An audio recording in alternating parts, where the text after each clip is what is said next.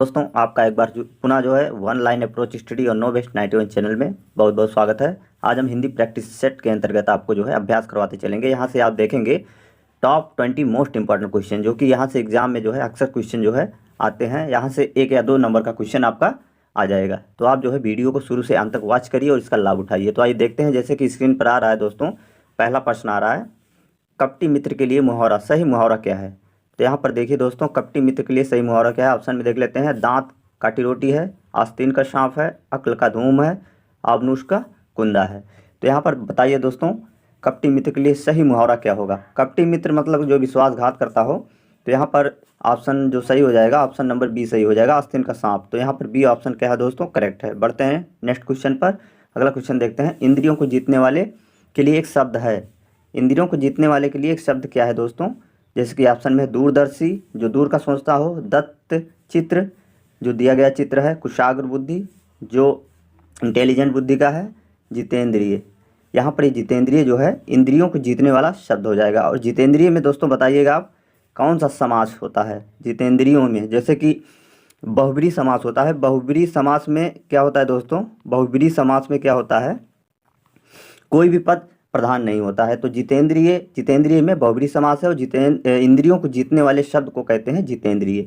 अगर ये वीडियो अच्छा लग रहा है दोस्तों, इसे लाइक भी करते चलिए, अपने दोस्तों के पास शेयर भी करते चलिए और ज़्यादा से ज़्यादा इसे सब्सक्राइब भी कर लीजिए। तो देखिए दोस्तों, क्वेश्चन नंबर 3 में क्या कह रहा है, पवन का सही संधि विच्छेद क्या है। ऑप्शन में देख लेते हैं। पा धन अवन है, बी है पा धन वन है, सी है पो धन अन है और डी है पौ धन अन है। तो पवन में दोस्तों कौन सी संधि हो जाएगी। पवन में जो है अगर आए आओ, ये दोस्तों आए आओ, अगर इस तरीके से ध्वनि अगर निकलती है दोस्तों, यहाँ पर कौन सी संधि हो जाती है, आए आओ निकलती है। तो यहाँ पर क्या, अयादि संधि हो जाती है दोस्तों। कौन सी संधि हो जाती है, अयादि। 3 वर्ड में जो आय और आओ की अगर निकलती है तो अयादि संधि हो जाती है। तो पवन में जो दोस्तों यहाँ हो जाएगी पो धन अन। तो यहाँ पर सी ऑप्शन क्या हो जाएगा दोस्तों, सी ऑप्शन क्या हो जाएगा, करेक्ट हो जाएगा। बढ़ते हैं नेक्स्ट क्वेश्चन पर। क्वेश्चन नंबर 4 देखते हैं, पुनर्जन्म का सही संधि विच्छेद क्या है। पुनर्जन्म का सही संधि विच्छेद इसमें कौन सा है, देख लेते हैं। पुनर ए में है पुनर्धन जन्म, बी में है पुनः नरजन्म है और सी ऑप्शन में है, यहाँ पे होना चाहिए पुनः धन जन्म और सी में है, डी में है पुनर्धन आजन्म। तो पुनर्जन्म में दोस्तों यहाँ पर विसर्ग संधि हो जाती है। कौन सी संधि हो जाती है, विसर्ग संधि हो जाती है और ये हमारा सी ऑप्शन क्या हो जाएगा, यहाँ पर राइट हो जाएगा। बढ़ते हैं क्वेश्चन नंबर 5 की तरफ। इत्यादि शब्द में कौन सी संधि है। इत्यादि शब्द में कौन सी संधि है। तो यहाँ पर ऑप्शन में देख लेते हैं। यण संधि है, वृद्धि संधि है, गुण संधि है, दीर्घ संधि है। तो यहाँ पर हम बताना चाहेंगे जो अंतस्थ व्यंजन होते हैं दोस्तों, या रा लावा, अगर इनके ऊपर हमें क्या मिल जाए, आधा वर्ण मिल जाए दोस्तों, तो यहाँ पर हो जाती है हमारी कौन सी संधि हो जाती है, यण संधि हो जाती है। तो इत्यादि में दोस्तों हमारा कौन सा संधि है, यण संधि है। बढ़ते हैं क्वेश्चन नंबर 5 की तरफ।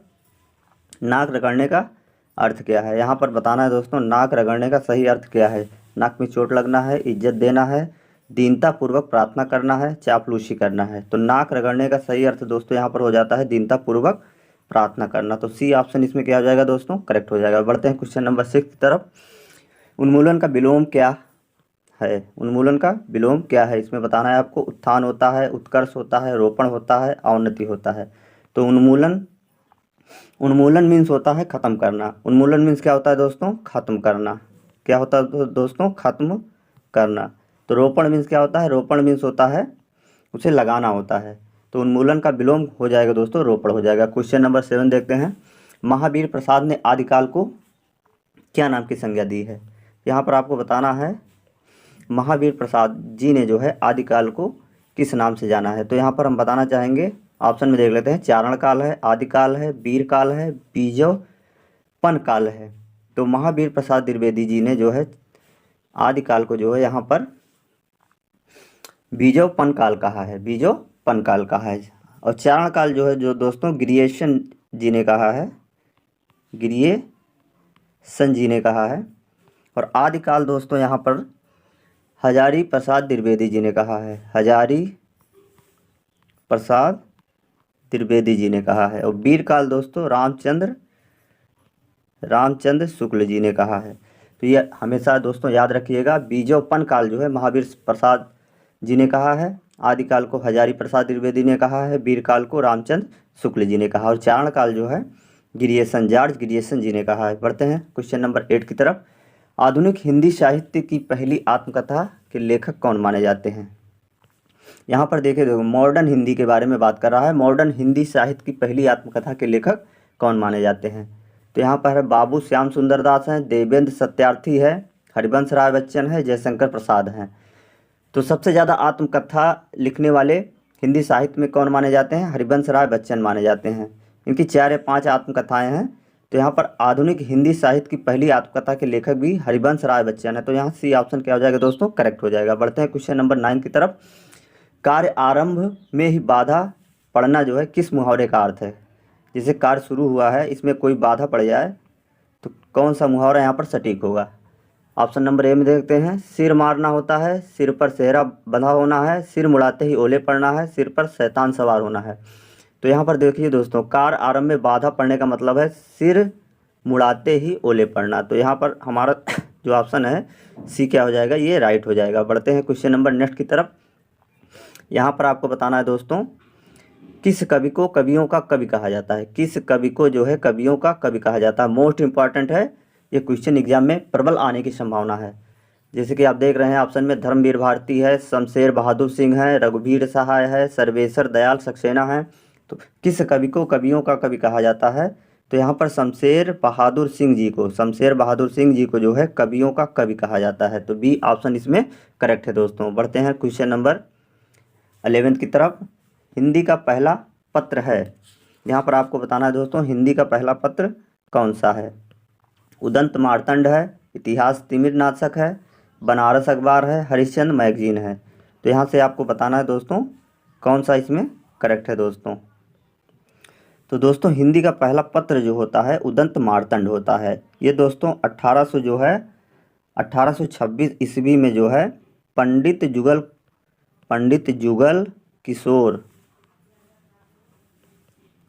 किशोर जी ने जो है किशोर जी ने 30 मई को जो है इसे प्रकाशित किया था। 30 मई को प्रकाशित किया था और ये एमपी से प्रकाशित किया था। कहाँ से? मध्य प्रदेश से। इसीलिए 30 मई को जो है पत्रकारिता दिवस मनाते हैं। मोस्ट इंपॉर्टेंट क्वेश्चन है दोस्तों। ये हिंदी का पहला पत्र है, ये पंडित जुगल किशोर जी के द्वारा जो है प्रकाशित मध्य प्रदेश से 30 मई को जो है ये प्रकाशित होता है। और 30 मई को यह पत्रकारिता दिवस मनाया जाता है। 13 मई को जो है पत्रकारिता दिवस मनाया जाता है। तो हिंदी का पहला पत्र दोस्तों है उदंत मार्तंड है। तो ए ऑप्शन इसमें क्या हो जाएगा दोस्तों? करेक्ट हो जाएगा। बढ़ते हैं क्वेश्चन नंबर नेक्स्ट की तरफ बढ़ते हैं। क्वेश्चन नंबर 12 देखते हैं। चिंतामणि किसका निबंध संग्रह है? यहाँ पर आपको बताना है दोस्तों चिंतामणि जो है किसका निबंध संग्रह है?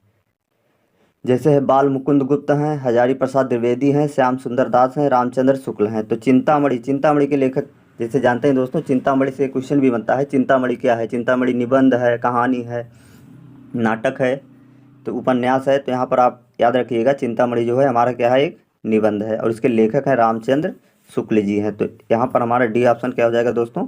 करेक्ट हो जाएगा। बढ़ते हैं क्वेश्चन नंबर 13 की तरफ। काशी नागरी प्रचारणी सभा की स्थापना किस वर्ष हुई थी? यहाँ पे आपको बताना है काशी नागरी प्रचारणी सभा की स्थापना किस वर्ष हुई थी।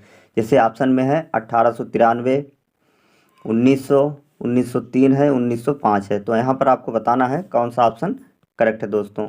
तो जैसे काशी नागरी प्रचारणी सभा की स्थापना दोस्तों जो है 1903 में हुई थी।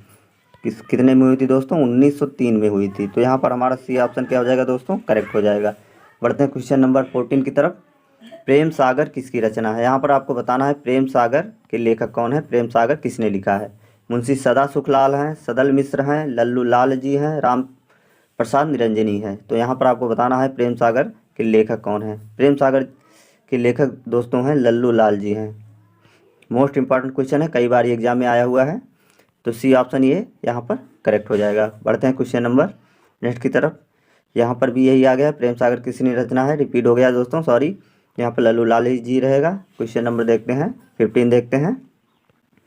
व्युत्पत्ति के आधार पर संज्ञा के कितने भेद होते हैं। तो यहाँ पर आपको बताना है व्युत्पत्ति के आधार पर जो है संज्ञा के कितने भेद होते हैं। तो व्युत्पत्ति के आधार पर संज्ञा के दोस्तों कितने भेद होते हैं, 5 भेद होते हैं संज्ञा के दोस्तों। यहाँ पर हम बताना चाहेंगे आपको 5 भेद कौन है। पहला भेद हमारा होता है व्यक्तिवाचक होता है, व्यक्तिवाचक। दूसरा होता है हमारा जातिवाचक। तीसरा होता है हमारा भाववाचक। चौथा होता है हमारा समूहवाचक। और पांचवा होता है दोस्तों द्रव्यवाचक। तो ये 5 प्रकार के व्युत्पत्ति के आधार पर होते हैं। अगर यहाँ पर अर्थ के आधार पर पूछ लिया जाएगा दोस्तों, यहाँ पर अर्थ के आधार पर, तो ये हमारा हो जाएगा 6 प्रकार के। अर्थ के आधार पर 6 प्रकार के और व्युत्पत्ति के आधार पर जो है 5 प्रकार की संज्ञा होती है। तो यहाँ पर सी ऑप्शन क्या है दोस्तों, अगर व्युत्पत्ति के आधार पर पूछे जाएगा तो 5 प्रकार के, अर्थ के आधार पर 6 प्रकार का। तो यहाँ पर सी ऑप्शन क्या हो जाएगा, करेक्ट हो जाएगा। बढ़ते हैं क्वेश्चन नंबर 16 की तरफ। यहाँ पर देखिए दोस्तों, आपको बताना है हिंदी के शब्दों का लिंग निर्धारण किसके आधार पर होता है। तो हिंदी के शब्दों का जो है लिंग निर्धारण किसके आधार पर होता है, प्रत्यय के आधार पर, संज्ञा के आधार पर, क्रिया के आधार पर, सर्वनाम के आधार पर। तो हम बताना चाहेंगे दोस्तों, हिंदी के शब्दों का लिंग निर्धारण, जैसे लड़का है, लड़की है, ये हमारा जो है स्त्रीलिंग है या पुल्लिंग है, ये हमारा जो है क्रिया के आधार पर किया जाता है। किसके आधार पर किया जाता है दोस्तों, क्रिया के आधार पर। तो सी ऑप्शन इसमें क्या हो जाएगा दोस्तों, करेक्ट हो जाएगा। बढ़ते हैं क्वेश्चन नंबर 17 की तरफ। यहाँ पे आपको बताना है घा का उच्चारण स्थान कौन सा है। तो घा का यहाँ पर उच्चारण स्थान आपको बताना है। जैसे कि दोस्तों पहला है मूर्धा है, बी है कंठ, सी है तालु और डी है दंत। तो मूर्धा में क्या होते हैं दोस्तों, टा, ठा, डा और ढा। टाठा डाढ़ा ये आते हैं। और कंठ में दोस्तों क्या आता है, का, खा, गा, घा, ड़ा। तो ये हमारे आते हैं कंठ में। तालु में क्या आते हैं दोस्तों, चा, छा, जा, झा, चा, छा, जा, झा, ये हमारे तालु में आते हैं। दंत में ता, था, दा, धा, ना, ये वर्ड आते हैं। तो कंठ से हमारा ये घा रिलेट करता है। तो कंठ का उच्चारण स्थान, घा का उच्चारण स्थान दोस्तों यहाँ पर कंठ हो जाएगा। तो बी ऑप्शन इसमें करेक्ट है दोस्तों। बढ़ते हैं क्वेश्चन नंबर 18 की तरफ। यहाँ पे आपको बताना है, ये जो अच्छा लिखा गया है, छा वर्ण किस के योग से बना है। छा, ये छा जो दोस्तों है किसके योग से बना हुआ है। तो ऑप्शन में है का है, सा है, का है, चा है, का है, सा है, का है, छा है। तो यहाँ पर छा जो बनता है दोस्तों, इसमें आधा का होता है और खट्टी सा होता है। तो इससे हमारा छा वर्ण जो है बनता है। तो ए ऑप्शन एकदम करेक्ट है दोस्तों। जैसे कि ए ऑप्शन में देख रहे हैं तो का और सा दिख रहा है, तो ए ऑप्शन करेक्ट है, ये राइट है। पढ़ते हैं क्वेश्चन नंबर 19 की तरफ। कवि का स्त्रीलिंग बताना है दोस्तों। यहाँ पर कवि का जो है स्त्रीलिंग, जैसे कवियत्री है, कवित्री है, कवयित्री है, कवियत्री है। तो कवि का स्त्रीलिंग क्या हो जाएगा दोस्तों, यहाँ से कवि का स्त्रीलिंग हो जाएगा दोस्तों कवयित्री होता है। क्या दोस्तों, कवयित्री होता है, कवयित्री नहीं होता है। जैसे कि आप एग्ज़ाम में जो है यहाँ गलतियाँ कर देते हैं, कवयित्री कर देते हैं, लेकिन कवयित्री होता है। तो ये हमारा कवि का कवयित्री हो जाएगा। तो सी ऑप्शन इसमें क्या है दोस्तों, करेक्ट है दोस्तों। बढ़ते हैं क्वेश्चन नंबर लास्ट की तरफ। दोस्तों अगर वीडियो अच्छा लगा इसे लाइक भी कर दीजिए, अपने दोस्तों के पास शेयर भी कर दीजिए। क्वेश्चन नंबर 20 देखते हैं। जैसे कि दिए गए शब्दों में भिन्न अर्थ वाला शब्द, इसमें हमें बताना है कौन सा जो है भिन्न अर्थ वाला है। ऑप्शन में है आत्मजा, नंदिनी है, भार्या है, कन्या है। तो देखिए दोस्तों, यहाँ पे जो है आत्मजा, नंदिनी और कन्या, ये हमारे जो है किससे रिलेट कर रही हैं, स्त्रीलिंग से रिलेट कर रही हैं। स्त्रियों के लिए प्रयोग होता है आत्मजा, नंदिनी, कन्या। आत्मजा आपने देखा होगा इनविटेशन कार्ड पे जो है आत्मजा कभी छपा रहता है स्टार्टिंग में ही। लेकिन भार्या जो है, भार्या हमारा रिलेटिव कर रहा है, ये हमारा पुल्लिंग से रिलेटिव कर रहा है। किससे रिलेट कर रहा है, पुल्लिंग से। तो ये पुल्लिंग हो जाएगा, तो ये हमारा भिन्न है दोस्तों। तो यहाँ पर सी हो जाएगा, करेक्ट हो जाएगा दोस्तों। तो दोस्तों वीडियो आप बताइएगा आपने कितना स्कोर किया है। अगर आपने इसमें अभ्यास में जो है प्रैक्टिस किया है तो आपने कितना क्वेश्चन किया कमेंट में डाल दीजिएगा। और ये चैनल यदि आपने सब्सक्राइब नहीं किया है तो चैनल को सब्सक्राइब कर लीजिए, रेड कलर बटन को प्रेस कर दीजिए, बगल में बेल आइकन है उसे भी प्रेस कर दीजिए, जिससे कि नोटिफिकेशन मिलता रहे किसी भी टॉपिक का अगर हम वीडियो लाते हैं यूट्यूब पर तो आपको नोटिफिकेशन मिल जाए और आप उसका लाभ उठाइए। तो दोस्तों बहुत बहुत धन्यवाद दोस्तों वीडियो देखने के लिए। मिलते हैं नेक्स्ट वीडियो में, तब तक स्वस्थ रहिए, मस्त रहिए। जय हिंद दोस्तों।